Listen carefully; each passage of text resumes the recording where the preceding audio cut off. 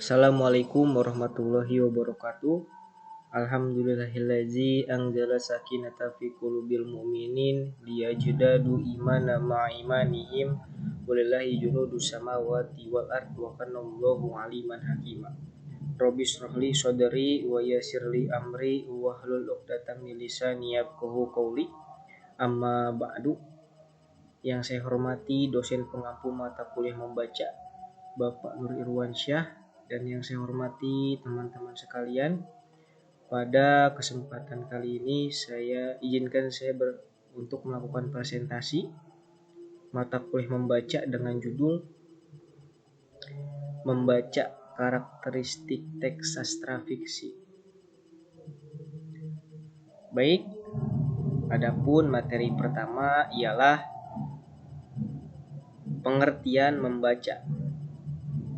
Membaca adalah proses menginterpretasikan dan memahami teks yang tertulis atau cetakan dengan menggunakan mata, dan kemudian mentransfer informasi yang terkandung dalam teks tersebut ke dalam pemahaman kita.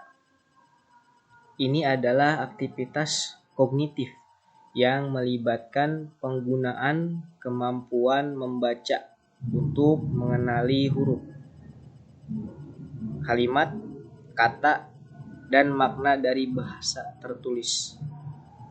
Membaca melibatkan beberapa proses kognitif seperti pengenalan huruf dan kata, pemahaman makna, menghubungkan informasi yang baru dengan pengetahuan yang sudah dimiliki, dan mengingat informasi tersebut.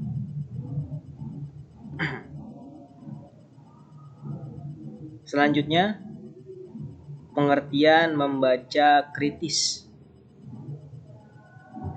Pengertian membaca kritis ini merujuk pada buku membaca kritis yang pertama kali muncul dan dianggap sebagai buku suci dalam membaca kritis, yaitu Critical Reading karya Martin Luther King yang ditulis tahun 1967.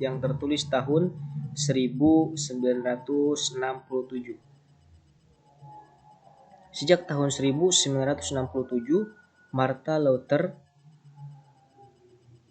menyatakan bahwa membaca kritis adalah kegiatan membaca yang unik. Membaca kritis dikategorikan sebagai subketerampilan membaca pemahaman, namun fokus kegiatannya pada kegiatan analisis dan evaluasi teks. Lebih lanjut, dinyatakan bahwa membaca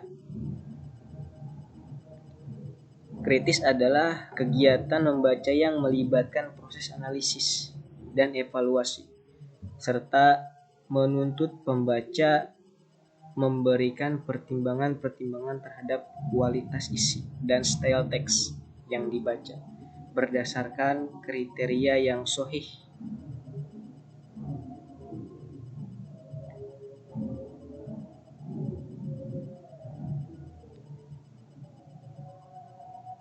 Baik, materi berikutnya adalah tujuan membaca kritis. Tujuan membaca kritis adalah untuk mengembangkan pemahaman yang lebih mendalam tentang teks-teks yang Anda baca, serta untuk mengembangkan kemampuan Anda dalam menganalisis, mengevaluasi, dan merespons ide-ide yang terdapat dalam teks tersebut. Berikut adalah beberapa tujuan utama membaca kritis.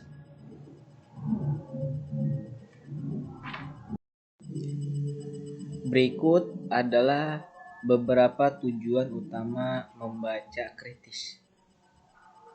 Yang pertama, pemahaman yang mendalam, evaluasi argumen, pengembangan kemampuan berpikir kritis, penilaian sumber, pengembangan kemampuan menulis, memahami perspektif beragam.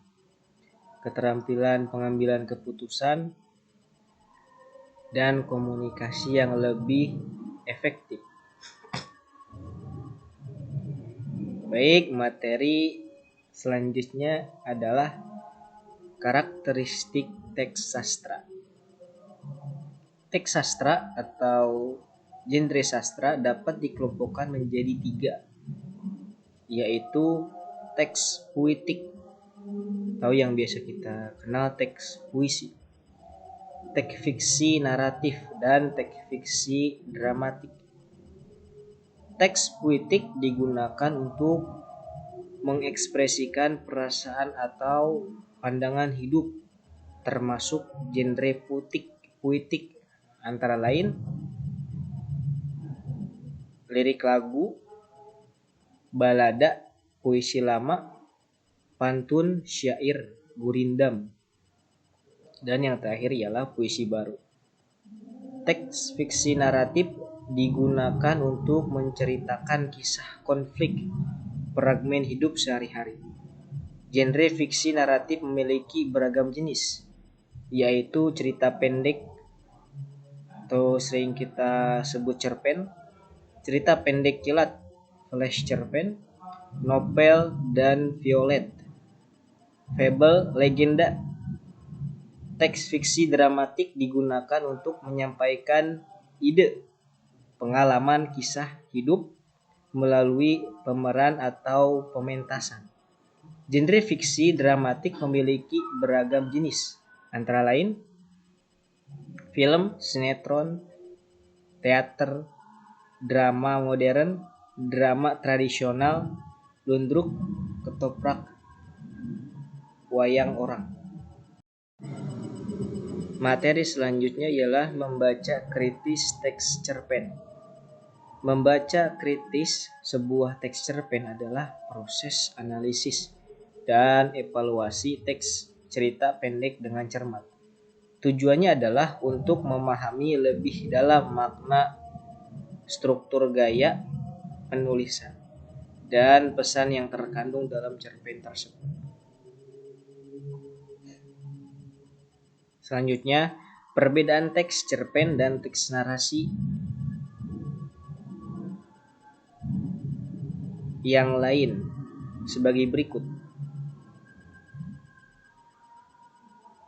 Dari segi panjang dan kompleksitas, cerpen memiliki panjang kompleksitas yang lebih pendek. Berikutnya, dari segi ruang untuk pengembangan karakter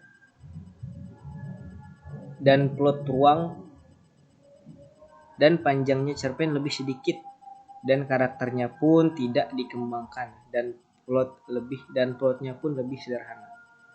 Selanjutnya, dari segi tujuan dan fokus cerpen memiliki kefokusan yang lebih kuat kepada satu momen atau konflik. Selanjutnya, dari segi gaya penulisan, cerpen menggunakan bahasa yang lebih padat.